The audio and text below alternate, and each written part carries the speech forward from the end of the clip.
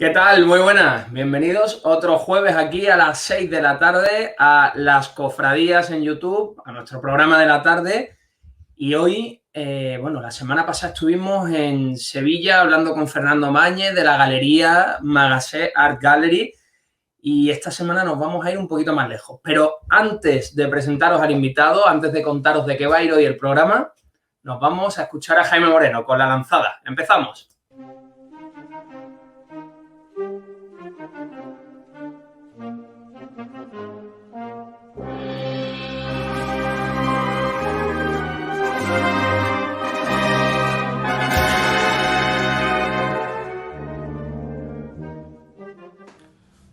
Muy buenas a todos. Si el urbanismo es desde lo estético, artístico y plástico el arte de construir espacios, y si su definición nos lleva en su vertiente funcional a calificarlo como el estudio de la planificación y ordenación del territorio, mucho nos queda por trabajar de cara a la próxima Semana Santa en la que nuestras hermandades y cofradías puedan procesionar. No vamos a poder remodelar la ciudad ni rescatar lo derribado. Ojalá fuera posible, pero no lo es. Lo que sí podemos es tratar con respeto y decoro el procesionar de nuestras corporaciones.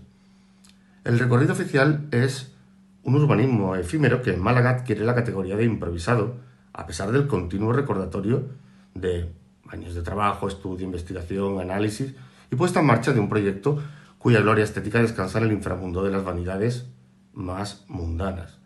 El recorrido oficial es una mentira, una patraña grandilocuente que se nos ha vendido de la forma más abyecta y envenenada.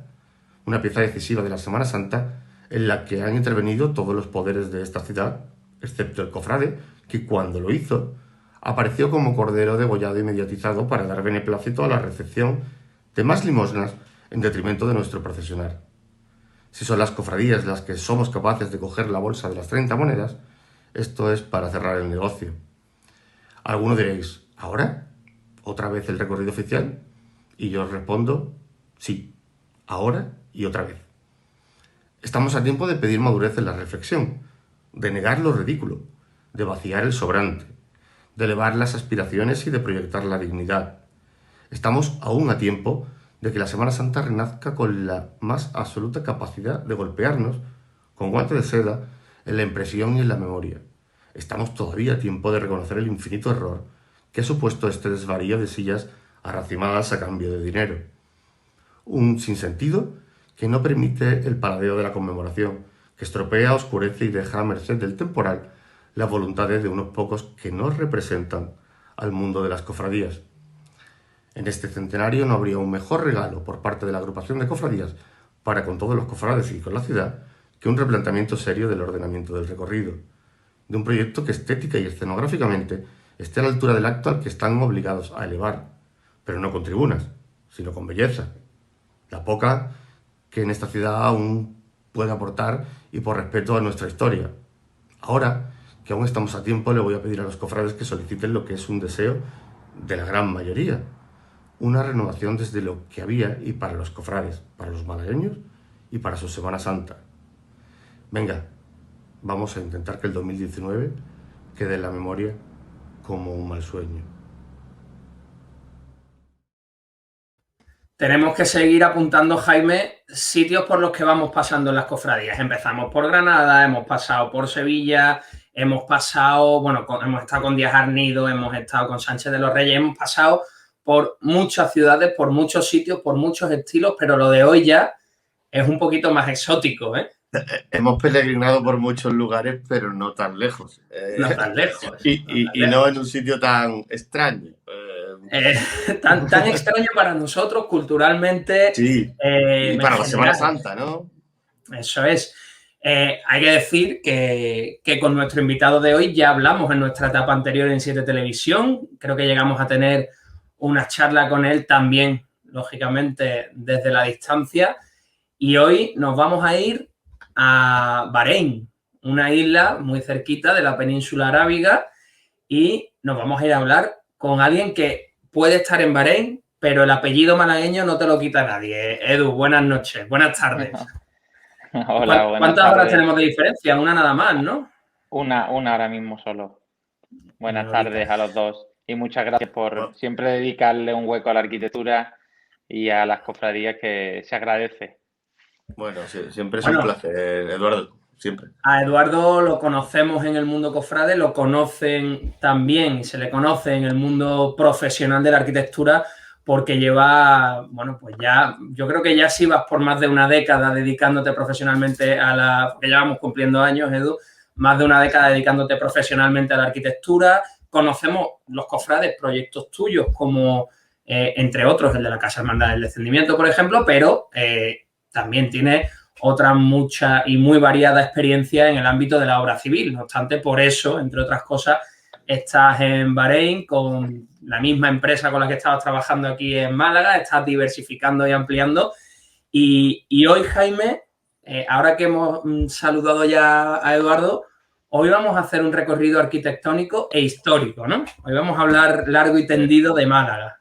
Vamos a hablar de Málaga, la vamos a extender en el mapa de la historia y vamos a intentar recorrer pues esa historia urbanística, esa historia de configuración de la ciudad desde el principio, en el que haremos una breve introducción para adentrarnos sobre todo a partir del siglo XVI en la ciudad cristiana, que es la que realmente configura del todo el espacio. Y bueno, y por supuesto nos iremos a los avances a partir del 18 y el 19 y con los ensanches del 20 intentaremos terminar para dar una visión global de qué sitio ocupan las cofradías, por qué sitios procesionan, digamos, qué recorridos trazan y qué tiempo de la historia pisan cada vez que las vemos, ya sea en su sede canónica, ya sea en sus casas de hermandad o ya sea en su procesionar de cada año. Pues Jaime, si Edu está de acuerdo, yo creo que es el momento de empezar por esa evolución histórica.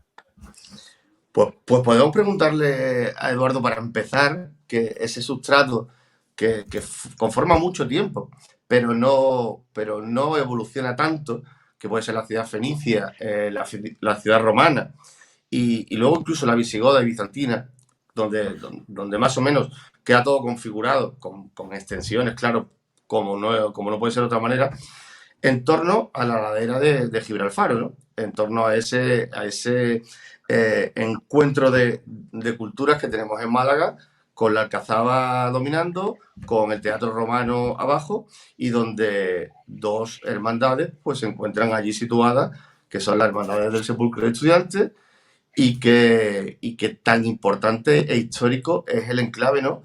Durante estos primeros siglos, casi milenios, me atrevería a decir, de la formación de la ciudad, ¿no, Eduardo?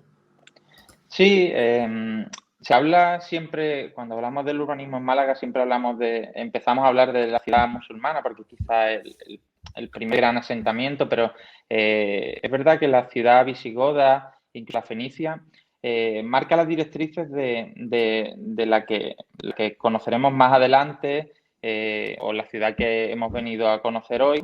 Y como bien dice, el enclave en el que se encuentran estas dos cofradías, aparte de que han servido como rehabilitadores de un espacio que la ciudad tenía que descubrir o colonizar, el punto de la Alcazaba, por como ya veremos en la historia y por diferentes papeles tan importantes que juegan, supone el inicio de la Málaga que conocemos, bien por esa vaguada que se forma con la topografía, bien porque el enclave cercano al mar empieza a tejer ese urbanismo tan complejo, esas capas, como siempre queremos los arquitectos hablar dentro del urbanismo, las capas que conforman la ciudad y que nos permiten leerla y entenderla, de lo que va a ser en el futuro la Málaga musulmana, la Málaga cristiana. Entonces, ese papel yo siempre le doy una importancia clave de esos asentamientos, porque si bien son más efímeros o quizá como unos asentamientos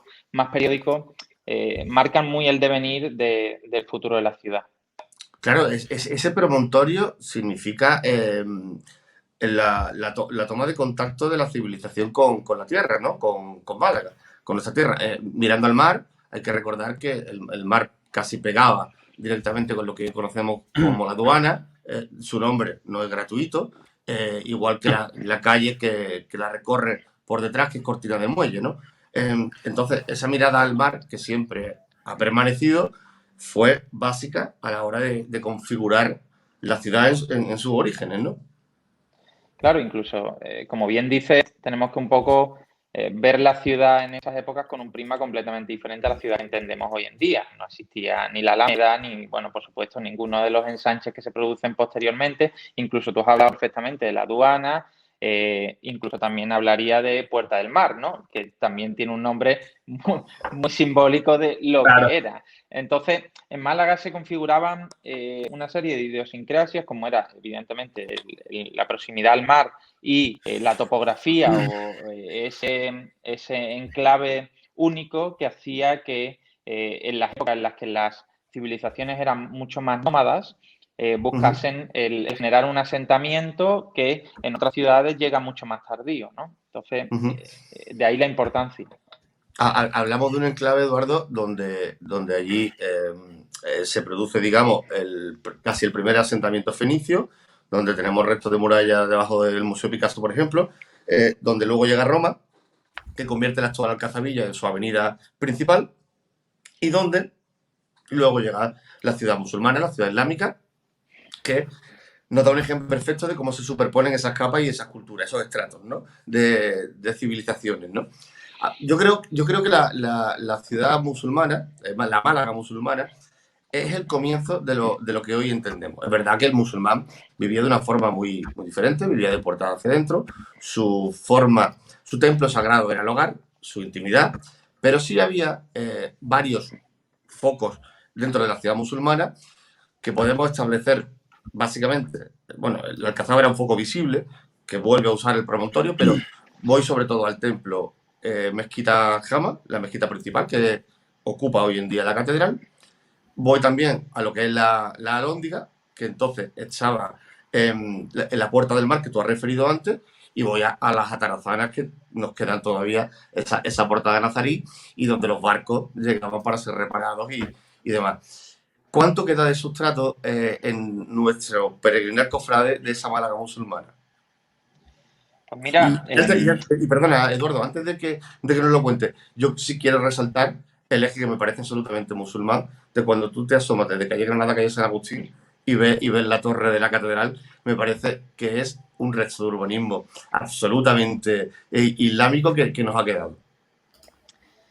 te lo iba a decir porque es verdad que en Málaga, si por ejemplo comparamos con ciudades como Sevilla o Córdoba, no tenemos esa judería tan marcada como por ejemplo podría ser Córdoba, pero tenemos que entender la ciudad musulmana desde el punto de vista que el único espacio público que se tejía dentro de la urbe era el patio de la mezquita, que era el lugar de encuentro del rezo. El resto, como tú bien has referido, la cultura árabe es una cultura árabe que busca la privacidad, busca el mirar hacia adentro, en el que la calle es un espacio de tránsito, frente a la ciudad cristiana en el que la calle es un espacio de encuentro.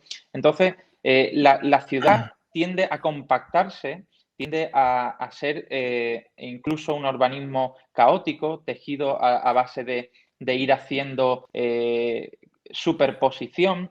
Y ese elemento, también hablo muchas veces de Santiago, de como Aljaima o como Menir de la ciudad musulmana, en la que veremos la importancia que tiene la historia con la Puerta de Granada, ¿no? Todo lo que sucede en ese enclave histórico, con la posada para los musulmanes que no se convertían, que hablaremos más adelante, pero ese enclave que a día de hoy está en Cofrade, también hablo por Franco, en Cofrade de la sentencia que es,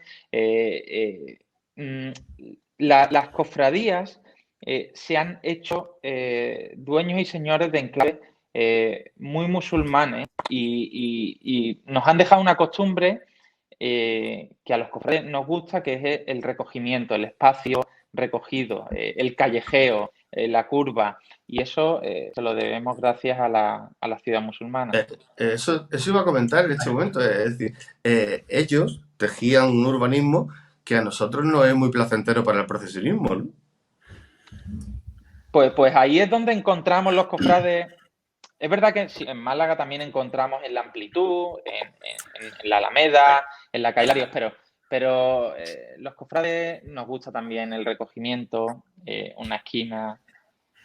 Además, ¿cómo se diferencian esas calles estrechas modernas, tipo calle Nueva, que es una calle estrecha moderna, con una calle de trazado original como es San Agustín, con esos zaguanes, esas semicurvas. La diferencia es abismal, pero efectivamente esas calles, bueno, no sé si San Agustín formaba parte o no de la judería, pero está al lado de los restos de la judería, es precisamente eso, ese tipo de calle estrecha, pequeña, como podemos ver también en Beatas. Claro, es muy interesante siempre estudiar las ciudades desde los asentamientos musulmanes. Y yo, bueno, ahora como habéis comentado en el enclave en el que encuentro, pues busco siempre esa ligazón entre culturas que me parece que, bueno, que quizás, fíjate, tantos años atrás ya empezó a sentar bases que incluso el urbanismo moderno sigue aplicando, ¿no? En lo contemporáneo. Es cierto que en la ciudad musulmana, pues el minarete tenía que ser visto desde los mayores lados posibles, desde los mayores ángulos, porque era la invitación al rezo. Al fin y al cabo, cuando hablamos del Islam y de un territorio musulmán y del Islam, estamos hablando de un territorio absolutamente copado y organizado en torno a la religión. De ahí la poca asistencia de las puertas hacia afuera de las casas y la orientación hacia el templo que debe ser visto. Eso es una característica que cuando se produce el fenómeno de la conquista o reconquista, depende de quién lo nombra. Antonio Manuel lo llamaría conquista y siempre lo hemos estudiado como reconquista. A partir de ahí hay ciertas claves. Evidentemente la ciudad cambia, como tú bien has dicho. El cristiano vive de puerta hacia afuera, y más en una ciudad mediterránea, pero hay hitos que se mantienen. Y uno de ellos es eso. Es ese, el del minarete, en este caso el campanario, que es la cristianización del minarete, que en vez del almohedano tiene las campanas, que son las que llaman al rezo, y ese también debe ser visto desde todos los puntos de vista. Y no solo eso, sino que, como hemos hablado, en la trama urbana, pues por ejemplo, las atarrazanas siguen resistiendo y hasta hoy día forman parte de un enclave urbano histórico por el que además discurren hoy en día todas las hermandades, ¿no?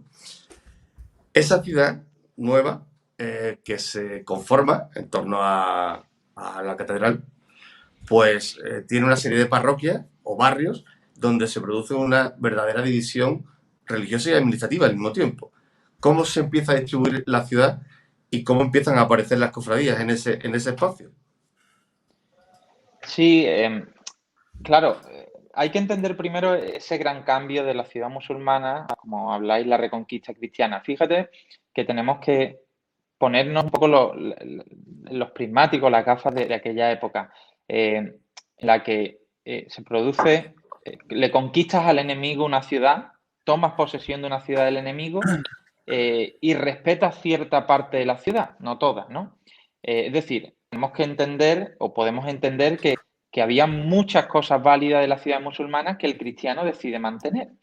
Entonces, eso a mí me parece un fenómeno muy interesante y que tiene mucha influencia en la ciudad cristiana, que sí que evidentemente supone el primer ensanche de la ciudad, la primera apertura de la ciudad. No en su inicio, porque el inicio, como bien sabéis, era amurallada y no se permitía pernoctar dentro de la muralla a los que no fuesen conversos, pero pronto la ciudad empieza a abrirse, se empiezan a producir ejes como el trazado hacia la Victoria, empiezan a descubrirse barrios que en su momento eran ermitas, como podemos hablar del barrio del Perchel. Entonces empieza la ciudad a trazar unas líneas, a hacer una arquitectura, como siempre denominamos, de acupuntura, en la que empieza a, evidentemente, como has comentado, a transformar ciertos elementos, como por ejemplo hemos comentado antes la iglesia de Santiago, que se convierte de una mezquita a una iglesia, y como eso, muchos ejemplos, pero también empieza a colonizar nuevos espacios, ¿no? Que sirven de aumento de esta urbe. Sin embargo, para mí lo más curioso, y sobre todo en la última época musulmana en Málaga, que es el periodo nazarí, en el periodo nazarí realmente se circunscribe con su muralla lo que entendemos hoy como casco histórico. Es decir, que permanece prácticamente durante 7 siglos o 8 siglos, porque traza perfectamente con su muralla. Es verdad que luego estaba el arrabal de Fontanalla, que tenía una muralla perimetral más allá, ¿no? Que es lo que sería la zona de San Felipe Neri, por ejemplo, hoy en día. Pero hemos crecido y hemos vivido nuestra generación, nuestras generaciones, los que hoy y los que en el pasado nos acompañaron, hemos crecido con ese concepto de ciudad y de casco histórico, donde el río era un límite casi infranqueable, donde allí vivía otra cosa, otra realidad y otra historia, y donde además que fue núcleo de fundaciones de cofradías a partir del siglo XVII, de final del XVI, principio del XVII, ¿no? Y luego lo que tú has dicho también de la Victoria, ese crecimiento que era necesario por pura necesidad orgánica de la ciudad, pero que sin embargo los hitos se siguieron manteniendo. Y has hablado de Santiago, estamos hablando también, por ejemplo, de San Juan, estamos hablando de los mártires, que es verdad que no, que parece que no hay restos de que allí hubiera mezquita, aunque sí hablan de 19 mezquitas dentro de lo que es esa muralla. Y bueno, ¿qué importancia tiene esa muralla y su delimitación en el espacio que hoy en día habitamos? Claro, es que como hemos comentado al principio, Málaga tiene unos condicionantes que marcan mucho el casco histórico. Hemos hablado del mar, hemos hablado de la montaña, de la Alcazaba, pero que el río es un eje vertebrador y limítrofe de la ciudad total. Es decir, que prácticamente la ciudad solo tenía un posible crecimiento hacia el norte, el cual no se produce hasta que no existe la conquista cristiana. Entonces, con el crecimiento demográfico de la ciudad cristiana, evidentemente se tienen que, también por el carácter que hemos hablado del cristiano, en el que se busca esa apertura, el descubrir nuevos espacios, el descubrir nuevos lugares de encuentro, que necesita abrirse, ¿no? Entonces, es muy interesante cómo se sigue manteniendo todavía el carácter de centro histórico, pero la ciudad empieza a buscar espacios que en su época eran arrabales, espacios en los que, claro, entendamos arrabal como un espacio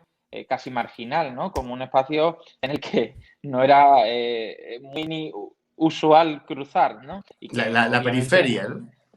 La periferia, y que a día de hoy entendemos como, bueno, pues Málaga, ¿no? Claro que la ciudad ha crecido tanto que no se podría entender el centro sin eso. Pero es curioso y también, por ejemplo, en Calle Carretería tenemos ese vacío que marca la muralla, ¿no? El hueco que está casi al lado de la Plaza San Francisco, de la entrada de La Paloma, como marca el límite del centro histórico, ¿no? Es un signo muy característico. Estamos ya situados, Eduardo, en el siglo XVI, en plena ciudad conventual, donde, bueno, los conventos construyen barrios. Son demarcaciones, son filiaciones hacia la urbe que construyen barrios. Y Fran, cuéntanos algo acerca de las diferentes...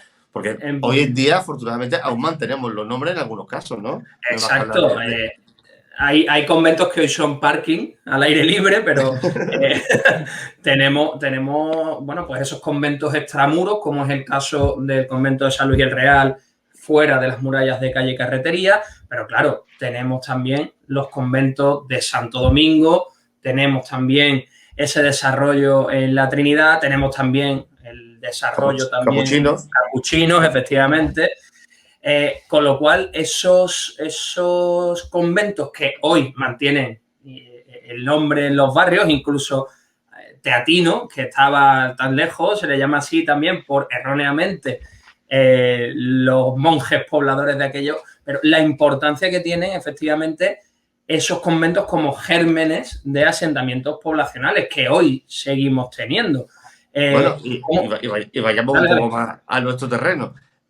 Y los promotores de las hermandades de cofradías y penitencias. Claro, nos vamos a Santo Domingo y Santo Domingo, los dominicos no se pueden entender sin los rosarios públicos de la Aurora, por ejemplo, o los rosarios públicos. La devoción popular. Exacto. Entonces, ¿qué importancia se le puede otorgar en esos siglos XVI en adelante a la presencia de los conventos y qué tenemos hoy?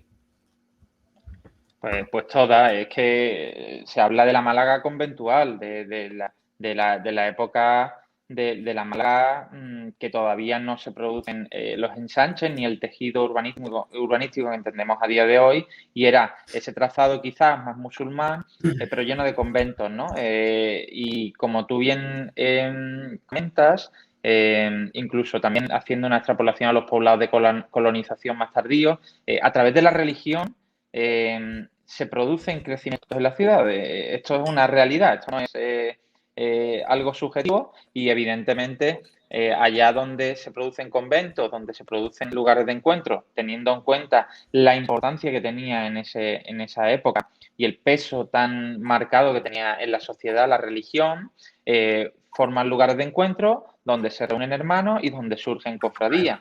Y estas cofradías, incluso a día de hoy, siguen teniendo un arraigo muy marcado dentro de la gente que vive en los barrios, ¿no?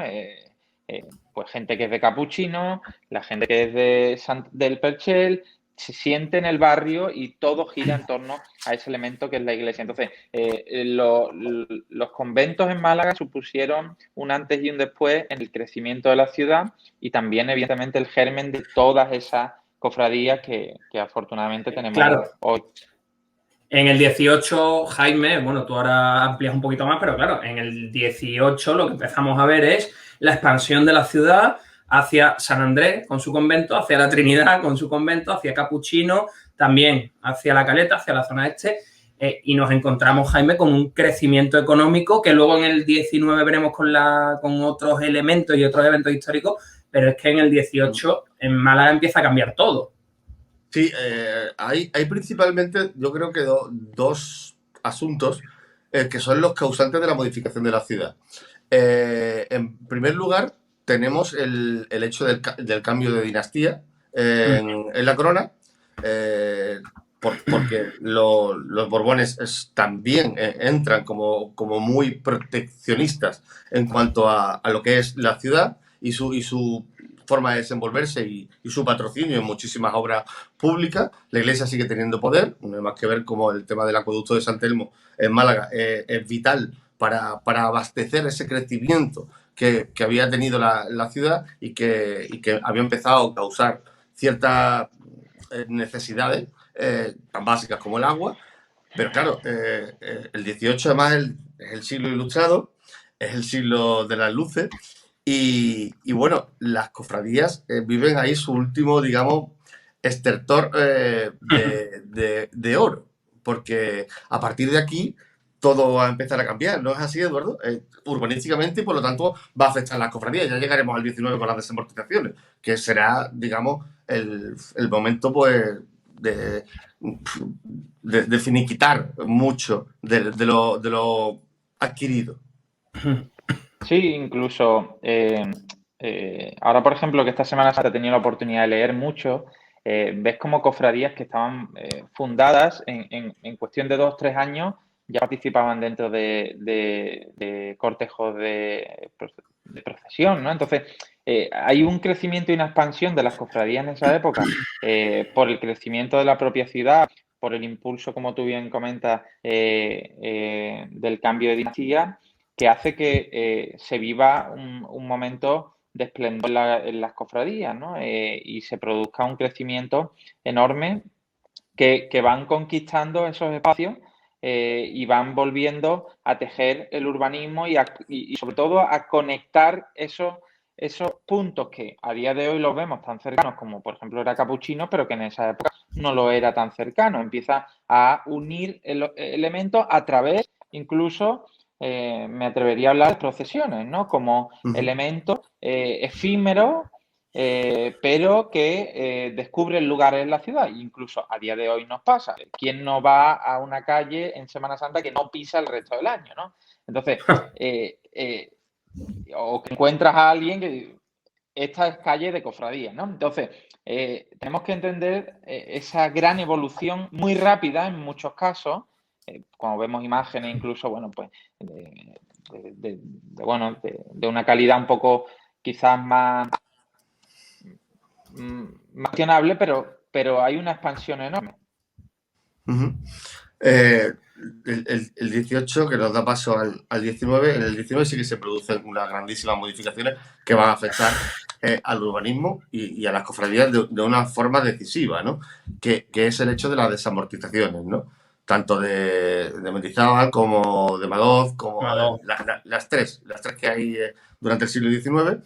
Bueno, sabemos todos que los conventos son absolutamente, digamos, expropiados por el Estado y eso facilita la creación de una nueva ciudad o de una recreación de la ciudad, que también va a afectar mucho a las hermandades, que tienen que aglutinarse en templos que existían, que eran parroquias, mientras en lo conventual pues casi desaparece prácticamente.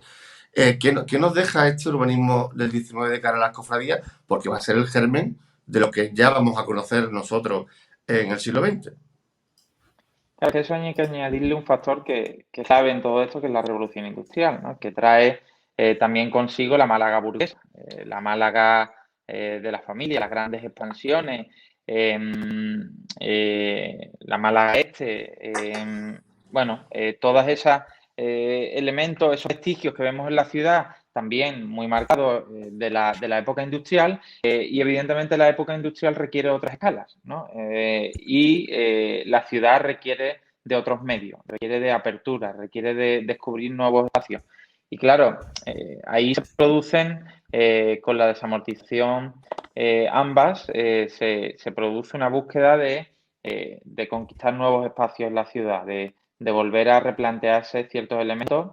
Y claro, pues tiene, como bien comentas, mucha afección en las cofradías, porque si listamos ese número de cofradías que teníamos en aquella época, la mayoría van ligados a conventos, como hablamos la Merced, como hablamos Santo Domingo, es decir, las órdenes capuchinas. Entonces, todas esas cofradías están vinculadas a los conventos, se ven muy afectadas y tienen que volver a reinventarse, como tú bien dices, en parroquia.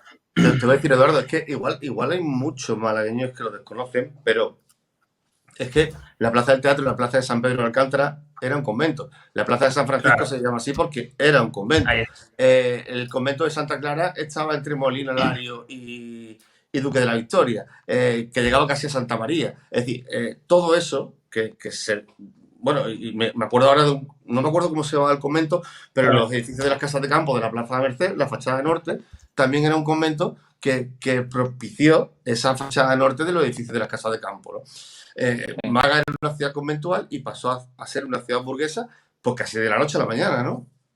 Sí, fue un cambio que a día de hoy no podríamos entender de esta forma. Evidentemente estamos hablando de otras épocas en las que la ciudad demanda otras cosas. La ciudad, la revolución industrial empieza a traer parte de la globalización, es decir, las ciudades dejan de ser tan locales.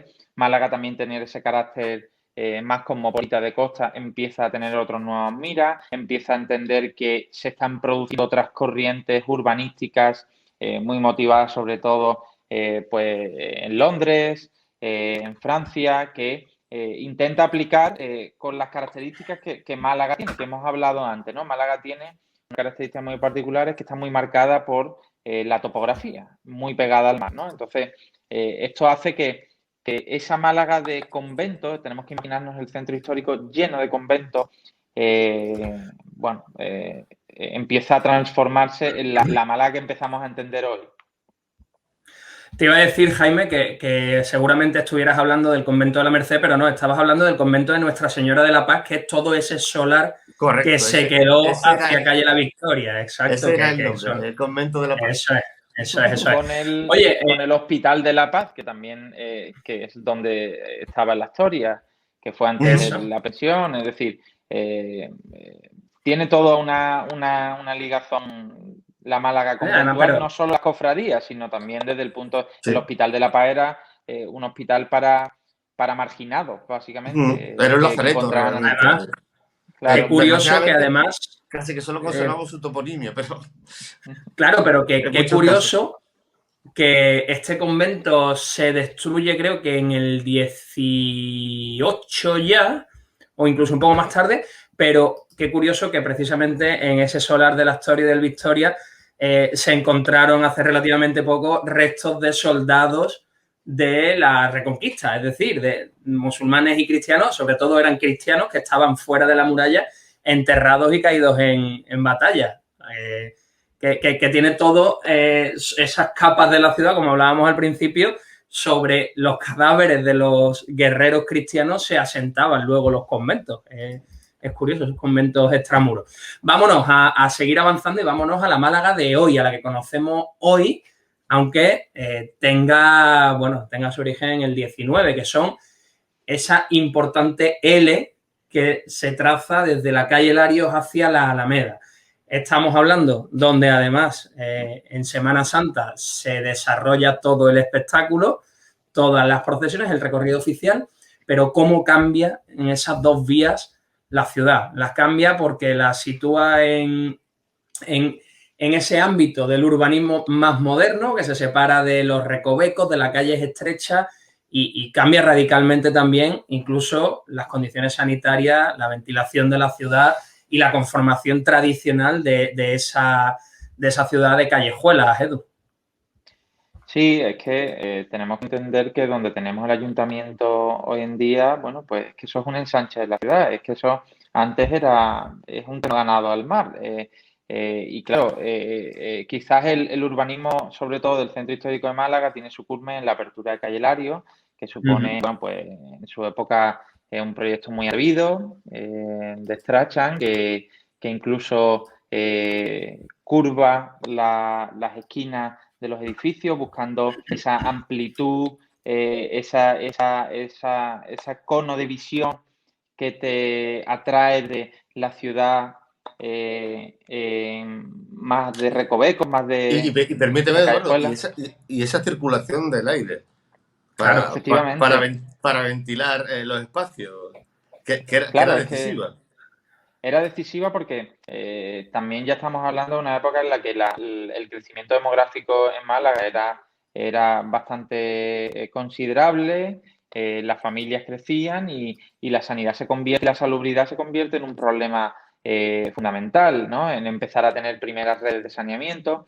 Entonces ya Málaga empieza a convertirse en la ciudad contemporánea que hoy entendemos, con la Alameda, como se entendía antiguamente, con ese espacio de encuentro, de paseo, muy, muy, muy, muy burgués, del paseo de caballo, con una forma ovalada, en fin, toda esa Málaga que las cofradías después se han ido apropiando con parte del recorrido oficial tradicional, que ahora mismo ya no se sigue haciendo tal cual, pero que tiene un antes y un después en la ciudad moderna.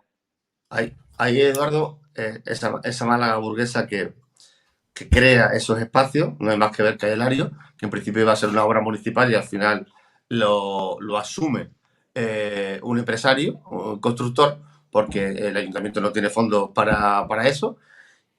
Y lo que tú has dicho, ese paseo burgués, calle Lario, hasta la regada del principio del siglo XX, tenía un entarimado de madera para que los caballos no hicieran ruido. O sea, era todo una construcción burguesa, se nota además por el deseo de elegancia, de equilibrio y de gusto a la hora de refinamiento, diría yo, incluso a la hora de establecer el urbanismo.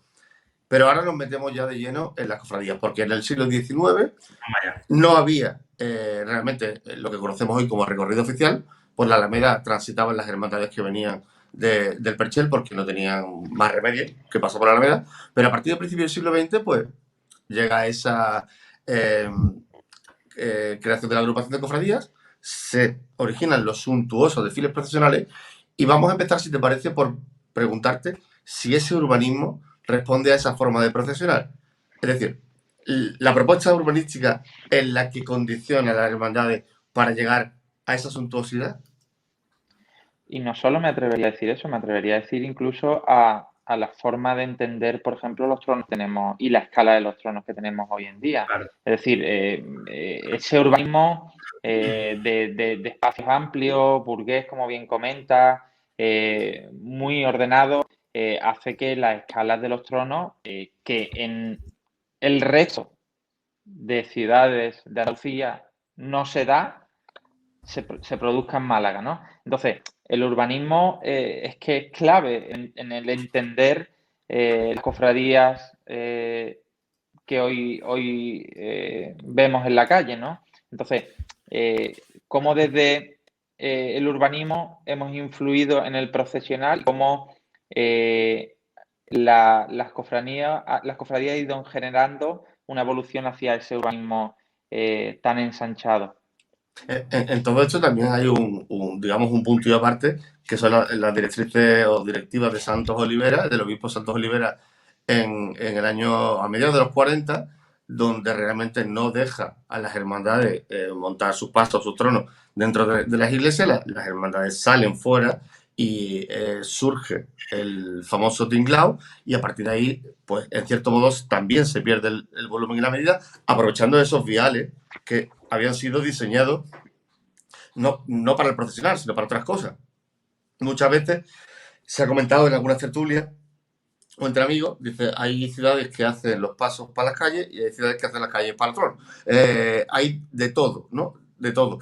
Pero es verdad que a partir de los años 40 se ejecuta otro modo de procesionar, y sobre todo también basado en el urbanismo, ¿no? Porque esos tronos tan inmensos, con tantos metros de varal, no podrían girar en ninguna ciudad salvo en Málaga, ¿no?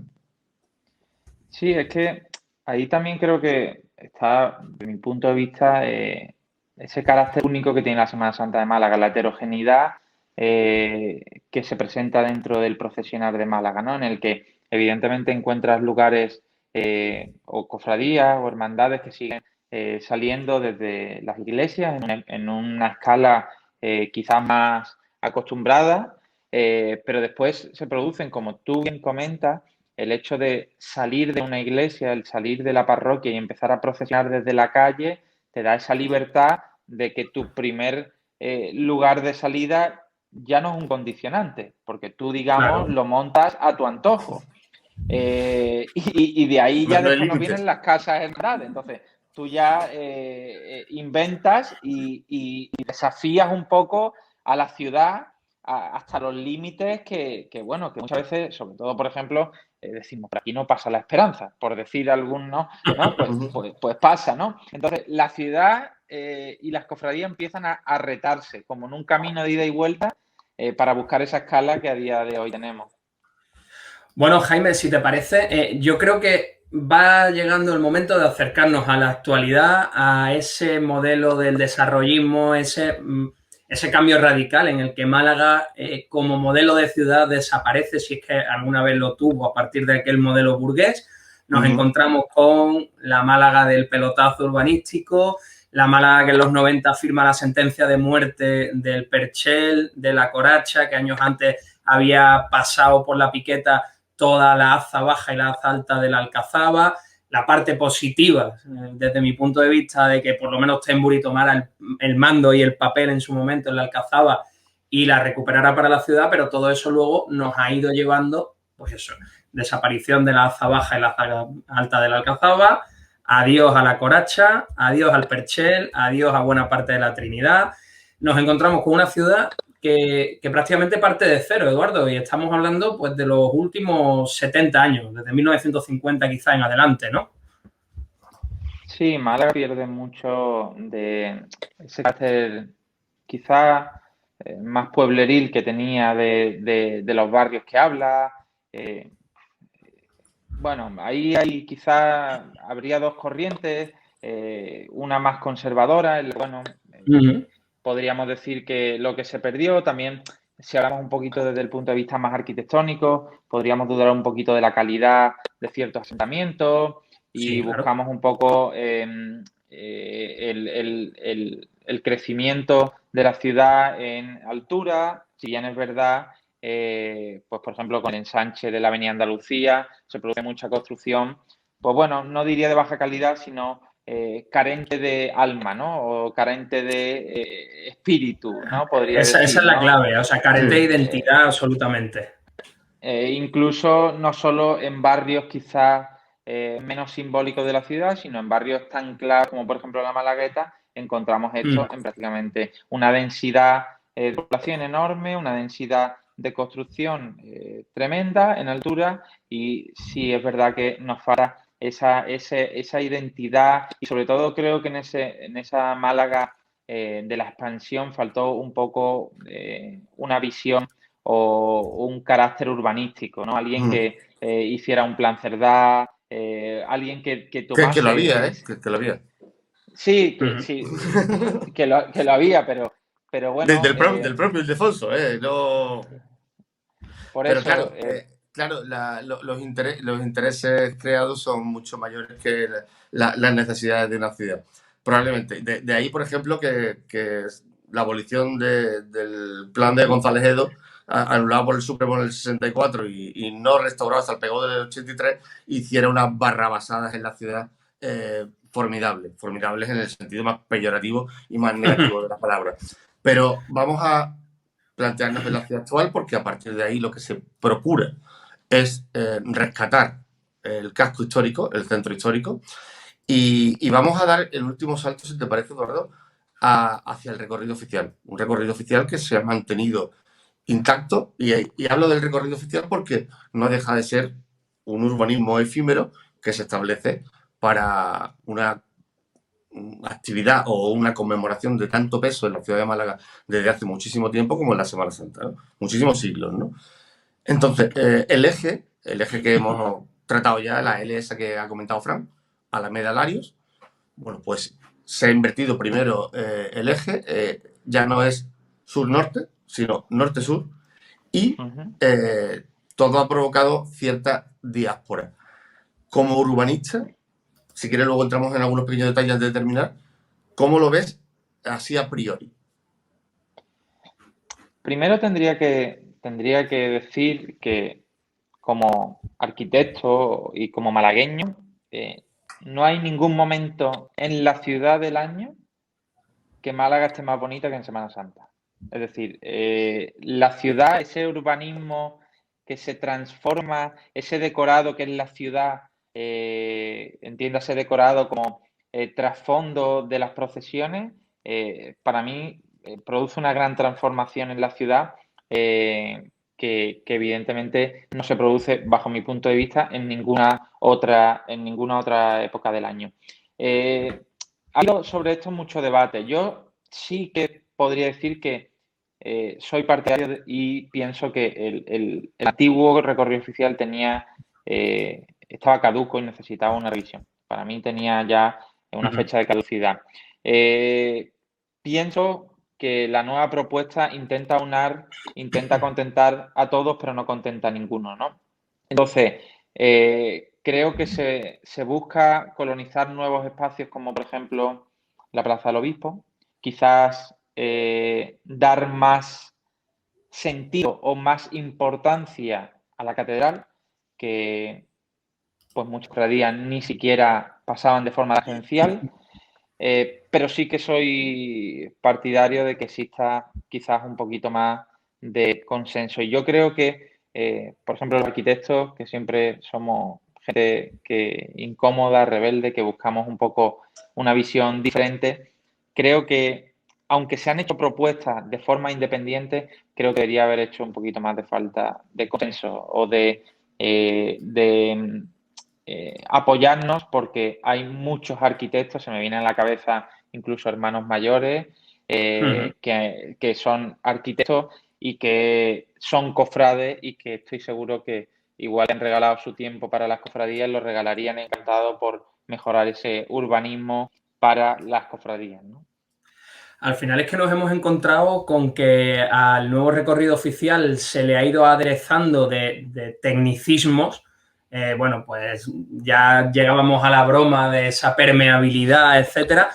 E incluso informes de seguridad decían que si no es que fuera más que el anterior, es que en cuanto a seguridad era exactamente igual que el anterior. Lo único que se buscaba con este era la comodidad de algunos de los abonados que tuvieran más espacio. Realmente nos hemos encontrado eso, con que el nuevo recorrido oficial se ha querido teñir de profesionalización cuando con lo que había, como tú dices, Eduardo, se podía haber hecho algo bastante interesante sobre la propuesta inicial y sobre la propuesta tradicional. Sí, aparte, sobre todo, es un tema muy complejo porque, como tú bien has tratado, un tema fundamental es la seguridad, ¿no? No solo la Ujú. seguridad, sino también el no colapsar la ciudad. Es decir, yo, por ejemplo, tengo sillas en Principio de Caelario y los Jueves Santos. Yo no he vivido, no he podido estar en la Málaga de 2019, ¿vale? Pero Ujú. la de toda la vida era un infierno llegar a la silla. O sea, esto era. Entonces, estamos hablando, incluso ahora añadámosle un factor que es el COVID. Es decir, que ya lo que entendíamos como la ciudad, las aglomeraciones, ya. Entonces, son muchos factores que se añaden. También el hecho de intentar contentar a que el que venga del norte, el que venga del este, el que venga del oeste, haga el menos recorrido posible, en que todos entren, en que todos pasen. Bueno, es difícil, es difícil. No me gustaría ser Pablo Atencio, la verdad. Bueno, a mí tampoco, ¿eh? Particularmente te soy muy sincero, no tengo ningún deseo. Pero claro, Fran ha comentado las características de seguridad y evacuación, que probablemente, por mucho que se hayan vendido, no han sido mejores No. que las que había. Es más, en algunos casos han podido ser hasta más complejas, creando ciertas ratoneras, vamos a llamarle así, o ciertos embudo donde la evacuación podía llegar a ser bastante complicada, pero claro, a esto se suma la funcionalidad práctica de este trazado, vamos a llamarle trazado porque en algunos aspectos parece un circuito, junto con el tema estético, que es absolutamente innegociable con el urbanismo. Tú tienes que tener una estética homogénea, tú tienes que tener una solidez y una identidad visual para apreciar lo que estás haciendo, por dónde vas discurriendo, cuál es tu espacio, qué espacio ocupas y sobre todo la falta de funcionalidad a lo mejor de buscar espacios tan poco cofrades o tan inhóspitos como las plazas de la Marina o lo que han llamado Molino Lario, que para mí es el antiguo edificio Telefónica Málaga Palacio, que Molino Lario para mí es lo otro. La parte que va desde la Plaza del Siglo hasta la Sí. Catedral. Entonces, claro, a todo esto hay que sumarle el aumento exponencial de abonos que han querido vender. Claro, el urbanismo cofrade debe de ir también por la turistificación. ¿Es este un modelo sostenible? Sí, bueno, es que aparte, yo, por ejemplo, de forma ya no solo como arquitecto, como cofrade, por ejemplo, una de las partes que siempre quizás he puesto el foco dentro del recorrido oficial era la Alameda. Es decir, como tú hablas, ¿no? De buscar ese lugar donde tú estás, tu espacio, en la Alameda era muy difícil, ¿no? Entonces, entendemos que ya cuando entramos en lugares como Calle Lario, Calle Granada, Molina Larios, como tú la entiendes, yo, por ejemplo, como archicofrade de la aspiración, pues para mí era una de las estampas clave pasar con el señor de la aspiración por delante de la catedral. Incluso después tirar por calle Strachan, esos ciertos elementos que generan, bueno, pues estampas únicas y que quizá a lo mejor la Alameda pues no nos la da. Entonces, creo que también ese paso hacia adelante en lo de los abonados, que también, a mi punto de vista, tiene una enorme revisión, es decir, cada vez vendemos más abonados y cada vez las sillas están más vacías. No entiendo muy bien. Curiosa paradoja, La sí. finalidad, sí. No entiendo bien que también, por otro lado, bueno, pues entiendo que las cofradías necesitan unos ingresos, que vivimos situaciones complicadas, que las cofradías van a sufrir mucho y esa subvención pues le salva a más de una el poder subsistir o el poder salir a la calle, pero también lo que no podemos olvidar es que esto no es un espectáculo, sino que es un ejercicio de fe y esto se trata de que lo queremos hacer lo mejor posible, dentro del contexto posible, pero no podemos olvidar el foco, ¿no? Y hay ciertas cofradías que, bueno, a mí me da pena, pero intento pasar lo más rápido posible por el recorrido oficial para empezar su procesión, ¿no?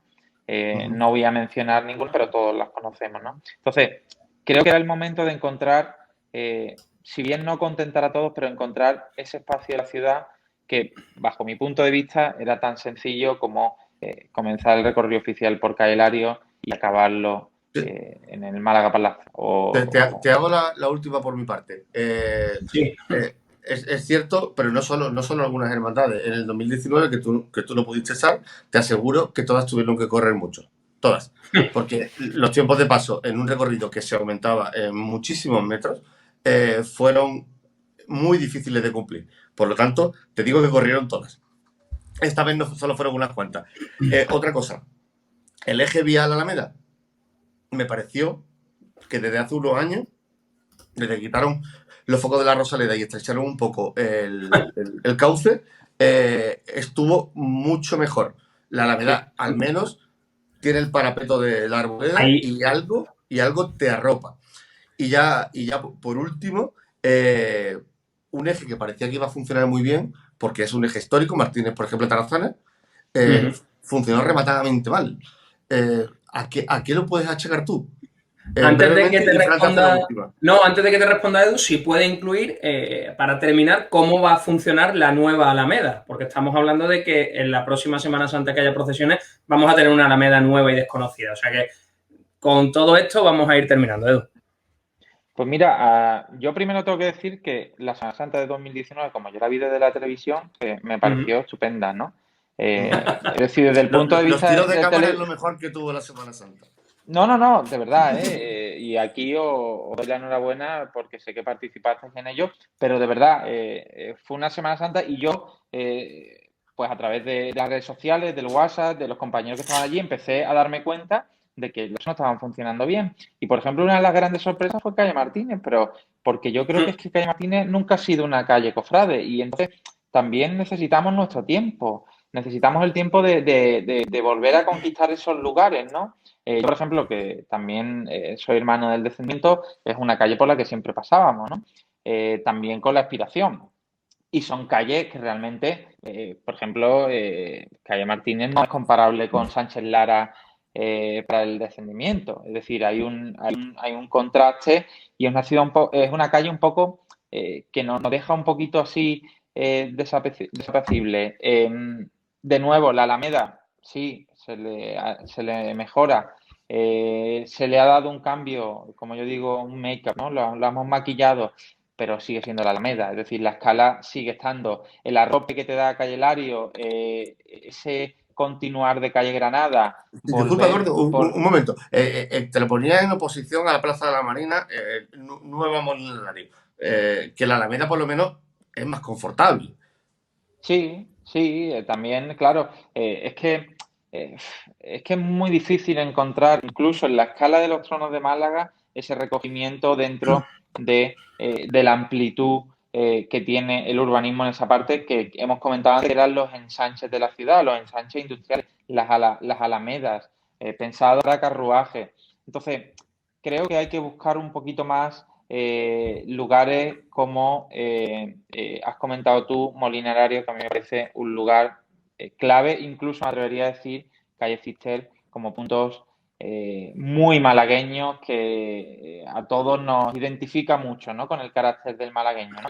Y también creo que es posible, pero bueno, como yo digo, es muy difícil y le deseo la suerte a los que tengan que tomar la decisión para que la Semana Santa de 2022 sea lo mejor posible para todos. Ya lo va a ser por haber. Al final, Eduardo, nos sentimos más felices y más resguardados en los lugares más históricos, curiosamente. En la ciudad musulmana, lo que hemos hablado. Y ahí es donde nos encontramos todos. Los grades. De verdad. Mi madre va a la Silla, yo voy a calle San Agustín. Claro. Y porque el incienso pega más, se te pega más a la chaqueta y ahí es donde los cofrades nos encontramos. Porque el sonido es mejor, porque todo está más cerca. Porque no hay silla, porque no hay barreras físicas que te separen. Exacto. Esa sería otra de las grandes cuestiones del nuevo recorrido oficial si se ha pensado en el cofrade a pie. Pero bueno, ahí lo lanzo para quizás más adelante. Pues sería interesante. Queridos, nos hemos ido pues, prácticamente a la hora de programa porque hemos saltado algunas épocas más rápidas, Jaime, que si no seguíamos aquí y empalmábamos con el programa de las 10. Bueno, la verdad es que es un placer charlar con Eduardo. Sí. Y bueno, hemos hecho un recorrido, es verdad que un poquito rápido, pero hemos hecho un recorrido por por el urbanismo que nuestras cofradías habitan, pisan y moran, ¿no? Ya sea desde su templo o desde su casa de hermandad. Entonces, yo creo que aquí es una cosa completita, desde mi punto de vista, ¿no? Sí, sí, sí, sin duda. Bueno, Edu, un placer, muchísimas gracias y lo mejor de todo es poder hablar contigo a pesar de la lejanía física. Bueno, estas son las cosas que también nos trae la tecnología, que podemos seguir en contacto desde la distancia, si no todo sería mucho más difícil. Y de nuevo reitero mi enhorabuena por el trabajo que hacéis, porque sé que no es fácil Gracias. llenar cada semana de contenido y también por el espacio que siempre, reitero, siempre le dais a la arquitectura, que es un tema que no está precisamente muy de moda. Está más de moda MasterChef y esas cosas, pero la arquitectura no. Y es muy importante porque, como yo siempre digo, en todo hay arquitectura y la tenemos que hacer un poquito más didáctica, yo creo. Fíjate que nos hemos dejado una bala en la recámara, que ya la hemos tratado en otros programas, que es hablar de urbanismo cofrade en cuanto a casas de hermandad. Lo hemos dejado. Algún día podremos volver a hablar de eso cuando pase un tiempo, porque ahí también tenemos para echar un buen rato. Sí, las casas hermandades nos han dejado un poquito de todo, así que como Málaga es su casa hermandad. El carácter malagueño está reflejado en todo. En la esquizofrenia arquitectónica. En, En los en parte sí. barquitos. Eso es. Oye, Edu, pues lo dicho, 1.000.000 de gracias. A Nada, vosotros seguimos siempre. en contacto y un placer siempre. Mucha suerte en Adiós. vuestro proyecto y muchas gracias. Ahí andamos. Adiós, Eduardo, Gracias. gracias. Hasta Adiós. luego. Bueno, Jaime, vamos a irnos a escuchar a nuestro querido Miguel, que hoy no lo tenemos por aquí. Sí, Y ya luego sí, nos vemos otra vez. que se echen falta ya, porque hoy ha estado ausente, pero bueno, en cierto modo, ahora va a tener su momento de darnos su mensaje, que seguro que es interesante. Ya veremos cómo se porte, si lo convocamos o no para esta noche. A las 10 Bueno, estamos aquí en la tertulia. Yo creo que sí, se suele portar bien. yo creo que sí, que es bueno, es noble, es genial. Sí, sí. A mí cuando me dicen, es que pureza, digo, pero tú has hablado con él. Es que conocen al personaje de Twitter, no conocen al Claro, personita. claro. Yo creo que tú y yo usamos los mismos resortes, pero porque lo conocemos y porque Claro. nos parece entrañable, nos dan ganas de abrazarlo, porque es así. A mí siempre, mira que cuando lo he visto las últimas veces con esto de la pandemia no he podido, pero sí, sí, la verdad que Sí, sí, sí, es sí. muy bueno, tío, es muy bueno. Oye, y lo de Eduardo, bien, ¿eh? Bien, Sí, bien, bien. la verdad que me ha gustado mucho, me ha gustado porque además Eduardo, como no sé si es por la lejanía, porque en realidad también siempre ha sido así, no habla, o sea, no tiene pelos en la lengua, habla abiertamente, aparte habla, en este caso nos hemos encontrado que habla desde el conocimiento más profundo de la arquitectura de la ciudad, con lo cual, Eso te voy a vamos, ha decir, quedado, domina el asunto y eso ya ahí está. lo, Eso lo hace, vale, y lo eso hace ya más que lo llena interesante. todo.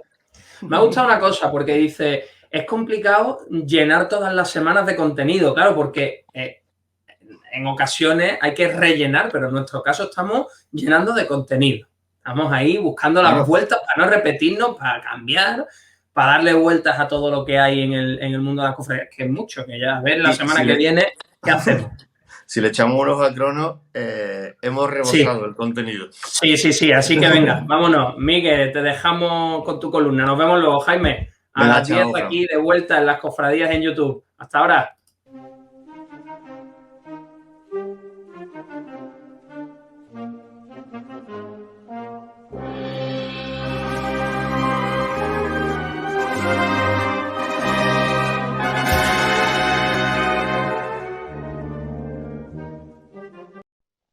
Hey, ¿qué pasa? Bienvenido a Columna de Humo. Edición me voy a meter en un berenjenal. Bueno, ya, para lo que me queda en el convento.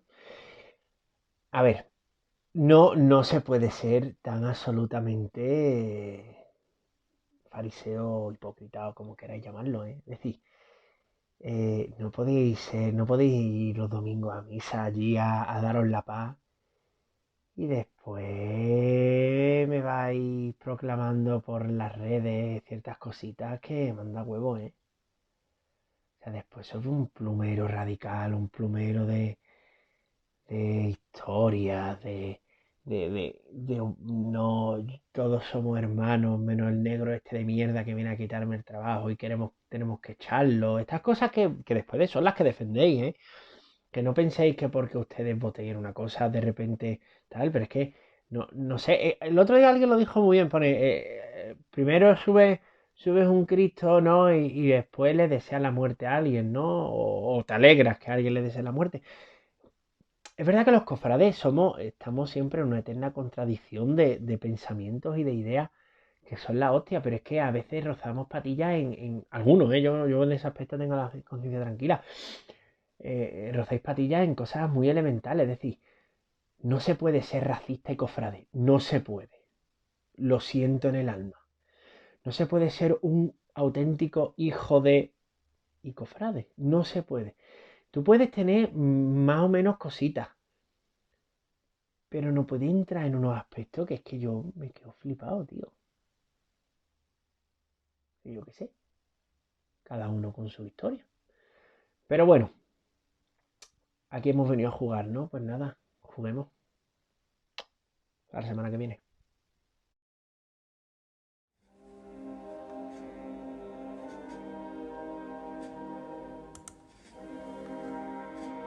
En un programa que ha querido afianzar los sedimentos de nuestra historia, que ha recorrido los siglos de un territorio tan singular como es el de nuestra ciudad, y que ha ido echándole a la urbe capas de tiempo, me vais a permitir que hoy esta estampa cofrade se la dedique a la memoria que tantas veces pisada no ha podido ser aplastada. Se levantaba esta nuestra ciudad y encontraba a nuestros primeros ancestros, aquellos fenicios que nos dieron nombre y libro de historia, un rincón del territorio que algo de sagrado habría de transmitir. Era en la esquina entre calle San Agustín y la calle Cister, y protegido por las ciclópeas murallas del Palacio de Buenavista, el emplazamiento elegido para figurar sobre aras los ancestrales ritos a Baal o Astarte. Se configuraba hace 3 milenios nuestro particular temenos urbano que ha contemplado todas las procesiones que la historia de la ciudad ha consagrado o realizado a lo largo de su tiempo. Era la calle San Agustín el territorio romano donde se elaboraba aquel delicioso garum, deseado en la Roma imperial, tanto a uno como a otro lado del arroyo que discurría por la calle Granada y que juntaba las aguas del Calvario, Barcenillas, La Mantilla y Olletas para dar frescor y vida a la industria del salazón que vivía a la espalda del opulento teatro, el foro, los templos y muy cerca de las termas. Nuestro pasado islámico resolvió la calle con el ingenio serpenteante de un urbanismo orgánico que iba driblando esquinas hasta casi poder contemplar desde la puerta de Granada el minarete de la Aljama. Se convertía la calle de San Agustín en el vial sagrado hacia donde ir o de donde volver una vez visitado ese terreno de la historia que más cerca siempre intuimos de la divinidad. Compartían los judíos por proximidad hasta el siglo XII, cuando los almohades decidieron que no eran bienvenidos los mismos caminos que sin embargo ellos torcían en la búsqueda del castillo de los genoveses, donde los tratos de los negocios marítimos eran buena parte de su quehacer ordinario. La antigua calle de los Caballeros, donde se instalaron palaciegamente algunos de los repobladores, fue el escenario por el que bajó desde la huerta del Acíbar una Virgen de los Reyes que, traspasando la puerta de Granada, se adentraba por esta sinuosa senda hacia la consagración de la catedral cristiana. Desde entonces, esta empedrada historia ha sido escenario de múltiples procesiones penitenciales y derogativas. Guardan algunos de sus muros tal vez los más fervientes rezos de súplica o agradecimiento. Un decorado íntimo y fugaz, apenas 200 metros, que recrea las más bellas estampas de nuestra edad moderna y que tan difícil resulta en una ciudad que abandonó el orden, la proporción y el equilibrio, que rehuyó en el siglo XX del recogimiento y el significado histórico de los recorridos, que se abrazó al gigantismo de la nada para al tiempo volver, como el hijo pródigo, a penitenciar por sus descuidos. La calle de San Agustín es una de las calles donde la Semana Santa aún guarda sentido. Evoca, rememora, arropa y conduce. Es un cortocircuito en las voluptuosas mentes simplistas, una contraprogramación a la mediocridad, una verdad redescubierta y convertida en deseo que todas las cofradías quieren. Si pueden, y si no pueden, se modifica el trono porque la calle es imposible, pedir y disfrutar como goce penitencial y estético, como armadura de un cortejo y como vial hacia lo sagrado. Gracias, Hermandad de las Penas, por devolver a la ciudad los lugares sagrados de nuestra historia, los caminos en desuso y desechados como calle nueva, los entornos que nadie quiso como pozos dulces o una vuelta por Arco de la Cabeza, Hoy pasan muchas cofradías por estas viejas piedras y resbaladizos adoquines, pero es justo recordar que fue el Cristo de la Agonía el primero en hacerlo, mucho tiempo después, para orgullo de nuestra ciudad, Málaga.